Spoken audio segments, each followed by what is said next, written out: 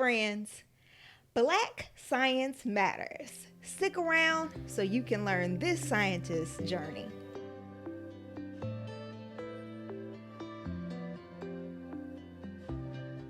Hey y'all, I'm Ashley White, the host of Joy on the Journey podcast, a weekly podcast all about defining, finding, and maintaining joy on the journey of life. Let me be clear, y'all. This guest this week is super special. She is none other than Dr. Lori Banks. Now, y'all, my sis is a wife, a mom, and a scientist educator. She has more than a decade of experience in molecular virology and microbiology. Y'all, listen, I promise I practiced. And then when we got right here, I was like, oh, y'all, I'm not going to embarrass myself trying to say these words. But as an educator, she has used her life and laboratory experience to create relatable science curricula for pre-K and university students. She's heavily involved in science research and education programs, and through her sorority, Zeta Phi Beta Sorority Incorporated. Better know. See, here we go. I think we're going to have a little beef. But it's all love. Absolutely.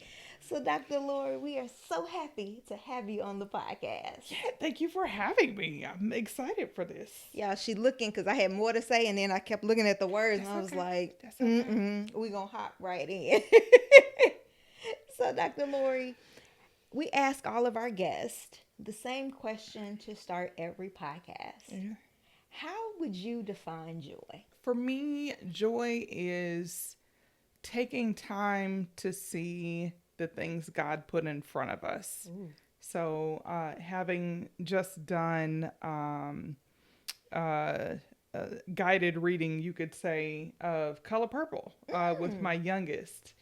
One of her favorite things coming out of the different film adaptations and even the book was, how dare you walk by the color purple and pretend like you don't see it. Mm-hmm. And so, yeah, I think it's being mindful to take advantage of and acknowledge those things that are in your space and try to focus more on those than you do on the things that could be improved, we'll say.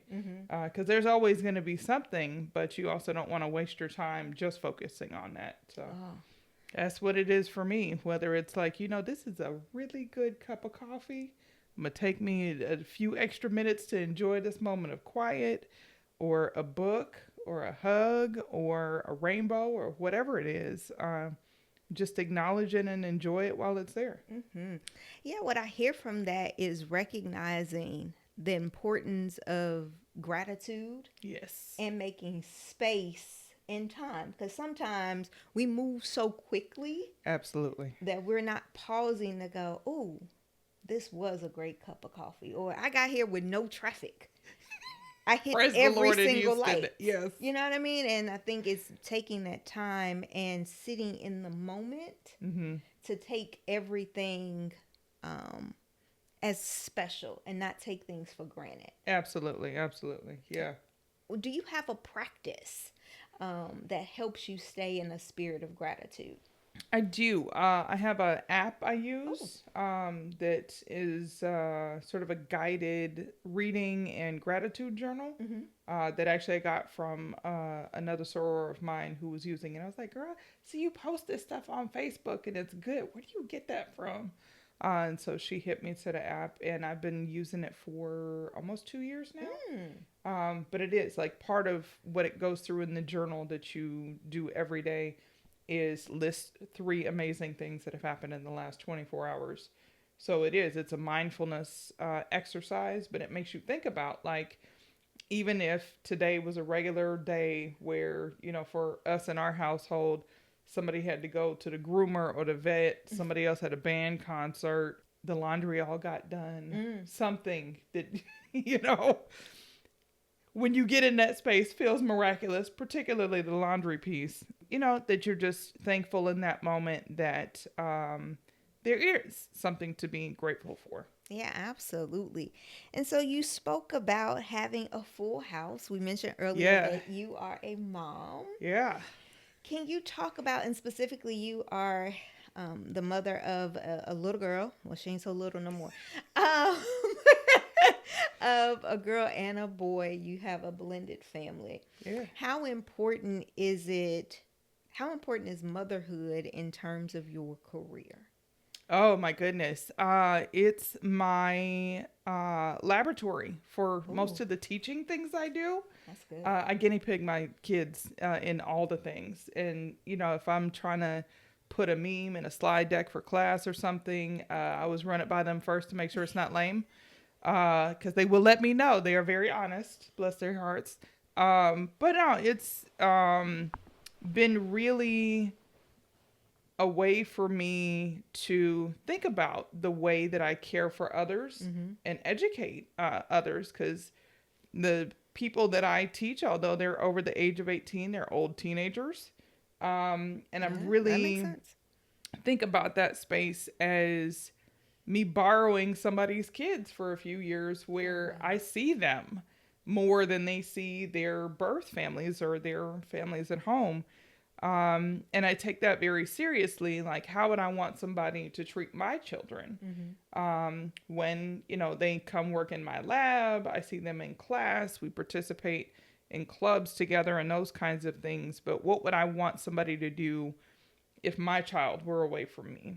And so, yeah, a lot of what I do in that space comes out of the experience of being a mom, but even not just in the teaching aspect, but I've thought of stuff, teaching methods, experiments, all kinds of things in the middle of doing plats, in, retwisting dreads, in cooking, in all kinds of things that I do at home with my kids. Mm-hmm. And so it really is just kind of an inspirational space that bleeds into or affects all the other things that I do, because it's just such a huge part of my life. Oh, wow. That's awesome. And thank you for sharing that it's not just your love in the classroom, Hmm. but that you're bringing real life situations and and making them applicable no matter where you are Yeah, and relatable. definitely. Yeah. And so you received your doctorate in biology, Yeah. a subject that so many of us, okay, struggle with in high Yeah. school. When did you fall in love with science? Oh, goodness. So, in elementary school, I'm grateful to be the kid of attorneys and engineers, is the background I come from my own blended experience. And so, the parents that had me most of the time of my childhood were both engineers at the Boeing Company. Oh, cool. And yeah, Daughter's Day, take your daughter to work Mm-hmm. day, was one of my favorite things every year.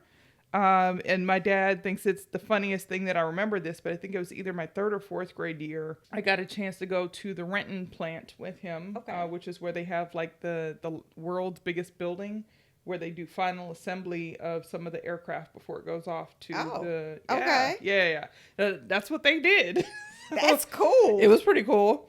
But one year he was able to get one of his friends to show me the window that looked into the in-flight impact test center. So this is in-flight impact with birds Oh. that they were simulating in this lab.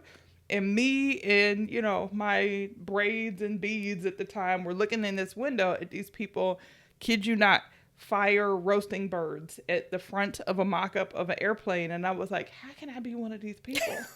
I'm sorry. I know. That is when you said, "This is what I want to do." That was the moment right there. They were behind this little shield so that when the chicken went splat against the mock-up of the airplane, they wouldn't be, harmed or anything. But what they were looking for, I know now, was to see how they could prevent shattering of the windshield. Because if you get a hole on the airplane and you way up there, Right. that's bad news, right? So, yeah, but I mean, just sort of the whole concept of being able to do something that was nerdy, but also obviously very cool, and make a living at it. It was like, oh, I didn't know you, like, I thought that was a side project. I didn't know that could be somebody's job. So seeing that, and also what my parents did that was very technical, it's like, okay, I might have a piece of this. Mm. So were you also the little girl playing with science experiments? Yeah. Yeah. I don't know that it was necessarily easy for my parents, Okay. but yeah, they tell me stories now about me being 2 or 3 years old and being interested in the texture of salt. Really? Yeah. I mean, so it probably came off real weird as parents and grandparents, where I'm looking at different things and trying to figure out, like if I heat it, it's got a different texture, what the salt is doing, because then now I got to go buy new salt because I Well, had poured it all over the table. oh, so you ain't tell us you was destroying everything in the Yeah. house. Yeah. Yeah. Or, we lived in Seattle. It rained all the time. There were Mm-hmm. worms everywhere. Trying to figure out what made the worm tick. Probably came off really weird. But, yeah, they figured out a way to channel that. Let's Yeah. get her into a positive, because we've heard Yeah. stories of this and it didn't work out all that well for folks. Yeah. Yeah. I called myself trying to heal the worm, but Mm. that probably was not, the worm didn't agree with that. So can you remember a specific moment when your parents were giving you confidence to keep going in things where other folks would have been like, okay, that's weird, stop doing that. But your parents were like helping you to lean into your being inquisitive. Yeah, there were several, thankfully, where I seemed to be getting really good grades in math and science. And I'm old enough, telling my age at this point, we had health class as Okay. a independent thing. But I sort of was interested in the combination of the science and the health piece, and noticed that there were some things I was learning in those two classes that overlapped. And so I would get, good comments and stuff on my handwritten report cards. That sound old. Giving Now that you information say to, it. I know, to my parents saying, she's really good in this area. It sounds like it may be something she's interested in. But really, they kind of got it that this was definitely a career thing when I was in high school and I had taken AP biology, and they were getting, lots of good comments from my teachers and stuff. I got a scholarship to go to Prairie View. And while I was starting Prairie View, because I started early in the summertime before regular freshman year, they got word from my AP bio teacher back at my high school that I had gotten a 5 on the AP test. So it's like not necessarily a perfect score, but in the highest range that you could get. And so they were like, oh, this is like actually a thing that you've like really, really like, okay, as long as you have health insurance, like do that. But because they had come from a different area in STEM, it wasn't exactly clear if you didn't go to medical school, what that would look like, or whether you could just be interested in this, but then you still had to go like get a job. Right. Yeah. So at any point, was medical school something that you desired? I did until I tried it out in an internship. Okay. And I was like, ooh, this blood is not my jam at all. And I didn't know until I got there, because I used to watch the Discovery Channel when we only had one. And they would show like joint surgeries and open heart surgery. And I thought it was fantastic, but I didn't know that like being physically in the environment actually would make me sick, but it did. So yeah, in these internships and shadowing and all of that stuff I was doing, I realized I hate, and I mean like viscerally hate, the smell of blood. So there was no way I was going to be able to be nobody's surgeon and not be able to smell the blood. And so that was just not my thing. Not your thing. Okay. No. So I guess the second question, once you had that realization, how did you then pivot to, but I still love this, Yeah. just not this? How did you make that pivot to, this is something I want to do with my career and my life?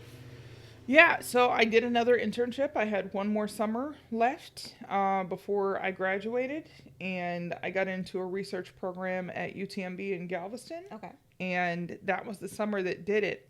There were these 2 PIs, so primary investigators, so the people that run the research lab, the professors, who had just come to UTMB after having been in a drug company for a long time.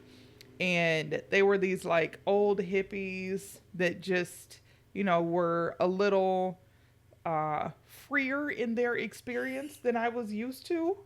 But they were really into like Star Wars, and of course we were down in Galveston, so we were close to NASA and space. Everything was cool. So they were just, really kind of eclectic guys that helped me see that there was sort of a different way to be a scientist.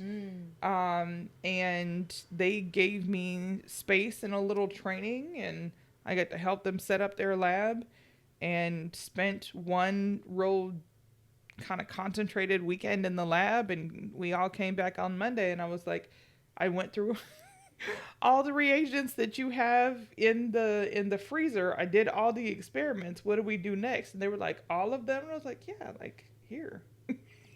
And they were like, That was exactly the face. That was what we're supposed to be doing for your whole time here. Right. Okay. I guess we'll be making some stuff up for you. That was exactly how it turned out. But I just, working with them and seeing that there was a different way that I could enjoy the instrumentation and all the things I thought I was going to get being in clinical medicine, but on this other side where I could go talk to people about other stuff, and they had these weird personalities. It's like, oh, I like y'all. Okay. I love it. And so now, coming kind of full circle, she mentioned that she graduated from Prairie View A&M University. Yes. Go Panthers. You are now back on campus, and you mentioned earlier teaching in some of the same classrooms in which you were a student. Yes, it's weird. How is that? Like, what does that feel like? It's a very unique experience, I will say, working alongside as colleagues now with people who trained me 15-ish, 20-ish years ago. But it definitely was not in a way that I felt infantilized at all, but very much in a way that's like, okay, we know we have confidence in the way that we have trained you, and we never lost contact. So we've seen what you have done over the last 20 years since you left the campus. So now we expect you to come in and absolutely just kick the door down. So, I mean, there's pressure with the high expectation, but at the same time, it's definitely in a way that they've been very helpful to help me identify resources, and in any instance where they could advocate for me, they're absolutely doing that. And so it's definitely a very positive thing. Okay. Where they're like, okay, we know you can back it up, so come on in the room. Yeah. So what has given you courage, right? Because you mentioned the weight of the responsibility, returning with folks that have mentored you and trained you. How do you not shrink under their watchful gaze? Oh, that's a good question. I think because I have a very strong sense of self and I know what I'm capable of, that's sort of where the courage comes from, where I'm also feel comfortable enough with them to be honest about like what my aspirations are and sometimes how big they are, which is kind of a thing sometimes. And talk about, what are ways that I can apply for money internally to make these things happen, or I have an idea, I want to collaborate with this department, but I'm not sure who to talk to, and they give me insight into those kinds of things. But just kind of being transparent with them and saying, they gotta know I'm a little thrown off. I had this idea. Well, I probably had one too many cups of coffee. What do you think about this? I think this can be really cool, but I'm coming up short when I'm thinking about internal resources that I can use to pull this off. So what do you think about that? Okay. I think that's important too for folks who, take on a large responsibility where you are sometimes the only in a space. Yeah.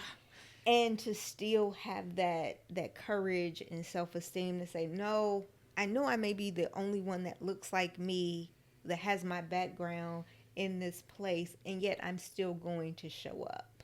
Oh goodness, yeah. And I will say, prior to being sort of one of the only people doing what I do scientifically in the space where I'm with a bunch of people that look like me, I've been othered in other ways prior to coming into this space and having that experience.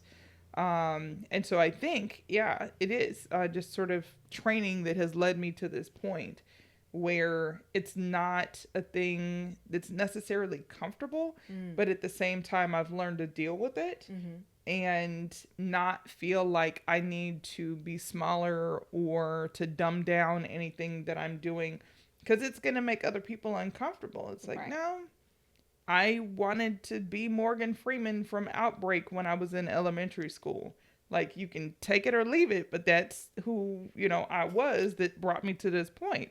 So it may not have come in the package or the gender or whatever that you think those kinds of ambitions should be tied to, but that's not the memo I got from the Lord. The memo I got was we need help down on earth to solve these infection problems. This is the part that's going to be sparkly to you. Go ahead and embrace that. But I didn't get the memo that said I wasn't supposed to. It's like, we didn't have that conversation. Oof. And so that is the voice that you're listening to. You're listening to God saying, I created you Right. to help create and understand these diseases so that we can eventually get rid of them and know at least the base of why they exist. Exactly. Yeah. And coming into that knowledge, I will say, particularly as an educator and a mentor in that realm too, helps me in the way that I interact with other people. It's kind of a freeing epiphany, if you will, that I know that sometimes the way that I see things is not appreciated because it doesn't look like the way that other people do it or see it or think to solve these problems. So for me, I kind of feel like one of the things that I am called to do is to instill in others in that vulnerable time in their careers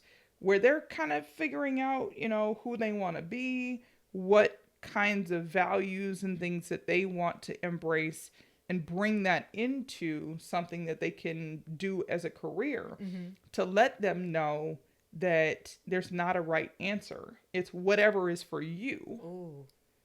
And on top of that, there will be people who don't appreciate the way that looks. But you know where I'm going with this, right? Like we in the middle of a sermon, they didn't give it to you. Absolutely. And they can't take it away. Absolutely. But to, help them understand that. Like, girl, I've been there. But let me help you understand, like, you don't see it the way even that I see it. But I appreciate the gangster that you bring to the table. Yeah. And so go ahead and work that thing because you're not supposed to be everybody else. You're supposed to be you. And we don't need 5,000 people working on the same scientific question because we're going to have a lot of blind spots. So we need you to see this the way that you see it from the perspective that you bring to the table so that you can answer the questions that nobody else is answering. Yeah. That's what we need. Yeah. Yeah. We need you to be you.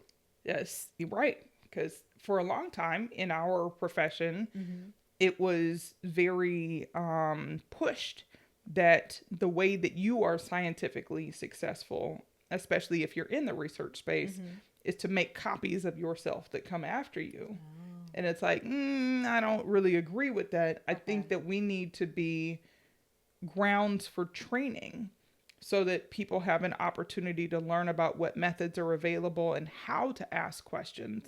But then you let them go. And they're supposed to go out there and answer the questions that haven't been asked yet. Because if not, we just going to be on the hamster wheel doing the same thing we've always done, which is not really helping anybody. Like, we have a lot of things we need to figure out. So let them go figure out which piece of that belongs to them. Oh, that's powerful. That's so powerful. And I think even if you aren't in a scientific field, it's so important that you identify what is that unique piece of you. Yes. that can then add to the life equation so that you are an asset, right? You are adding a positive impact, but you are still being uniquely you. Exactly. Exactly. Yeah. Yeah, I love that. So, throughout your journey in higher education as a Black woman, you told me the quote in Finding Nemo, just keep swimming, is important Yes. to you. Can you talk about why? What's the meaning of just keep swimming? Yeah. There are unfortunate taxes, I will say, Ooh. sometimes that we pay where a lot of what we end up actually doing as our job in higher ed is making people comfortable with our presence. Ooh. Ooh. And that can take up as much time as Mother Toni Morrison told us, right? It's a distraction from the things that we are actually called to do and that we are educated to do and trained to do and talented at. And so, as much as we want to minimize the impact of having to make other people comfortable with our presence, sometimes it's a tax we pay to persist and to be in the space where we can have the effect on those that come behind us. I would say not to the point that you want to let people harm you, of course, but sometimes in those spaces we are still in an age where it's an unwritten part of your job description. So in the times where it's tolerable, it's just keep swimming. Like, okay, I understand that you being pick me right now and you need some attention that you think I'm supposed to give you, but I have another assignment that I am here to fulfill. So you can get 2 minutes of my time, but not all my time. Yeah. So that I can persist enough to go do these other things. But yeah, there are absolutely sometimes some things that aren't comfortable about whatever sphere we're in that come with the territory because people aren't used to seeing you be a molecular virologist or a computational biologist or whatever, a biophysicist in the package that you come where you can rock your fro and your cowrie earrings or your beaded earrings or whatever and be culturally competent at the same time that you are killing it technically. Oof. They're not used to seeing that. And it's like, okay, well, welcome to the party. And now we have work to do. But yeah, there's so few of us that are confident in that way that sometimes it's a little tough for people to swallow. First of all, the word, okay?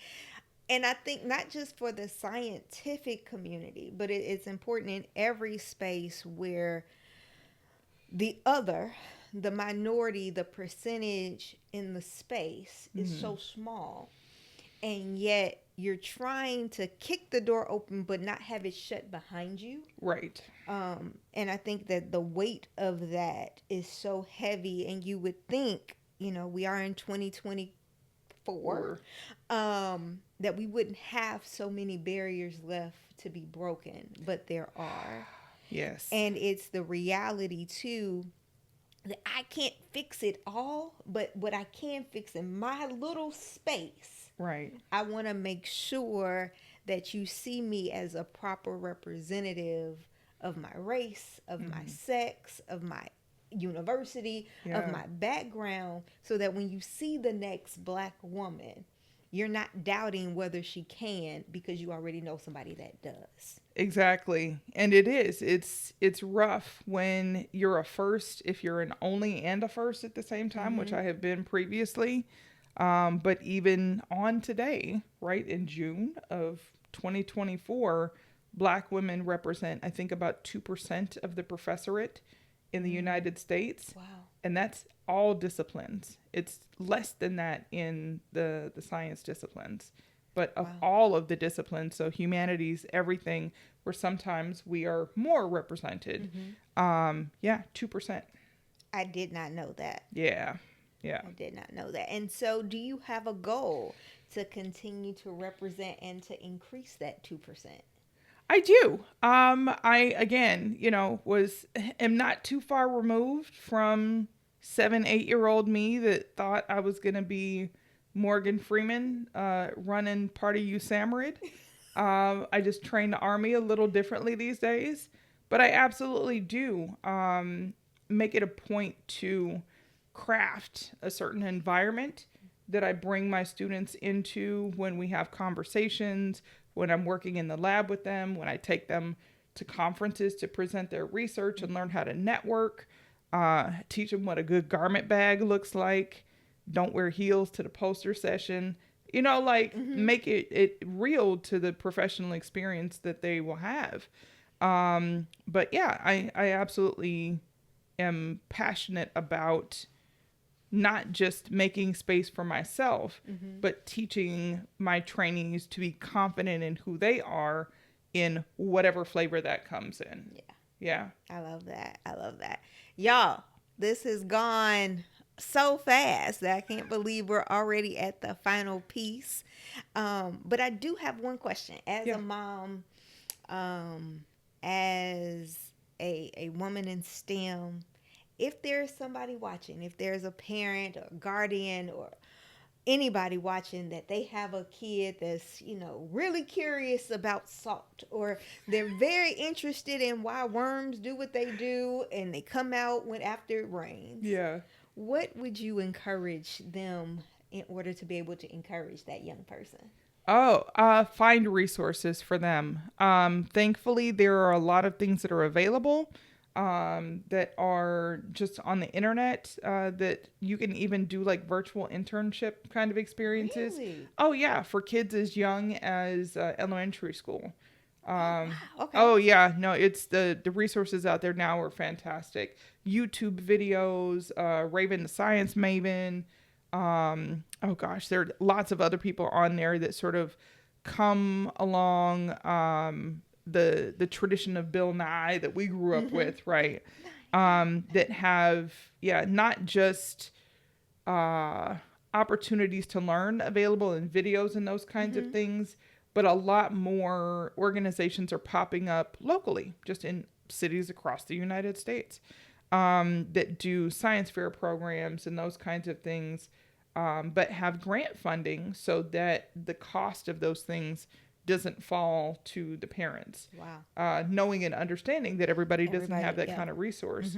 So yeah, just a quick Google search is good. If nothing else, I'm on LinkedIn. They could reach out. I'm happy to connect them with some of my other nerd friends. Another thing I'm actually doing with both kids that we decided to start was to make branded t-shirts and stickers and stuff that are culturally relevant, but also sort of speak to the nerd side. Okay. We call it blurredism. We didn't create the term, I should say that. But yeah, they have, when school was in, we're wearing some of our t-shirts and stuff. We have a TeePublic site. The page is called Blerdology. Spell it out for the people. We'll make sure that it's in the description. Yeah, it's BLERD, blurred, like black nerd, and then ology. And yeah, we've got stickers, mugs, tote bags, all the stuff they make on TeePublic. So that way we don't have to have the stuff in my garage. Very important. Yeah. Out here for the culture, as we say in bacteriology. Because we love a good pun. Yeah. We out here for the culture in more ways than one. Absolutely. The final segment of the podcast, and I can't wait to hear your answer. As you are prayerfully seeking the Lord for guidance on the next phase of your joy journey, would you dare share your hopes for yourself, for your career, for your family, wherever you want to take it, over the next 5 years? Oh, yeah.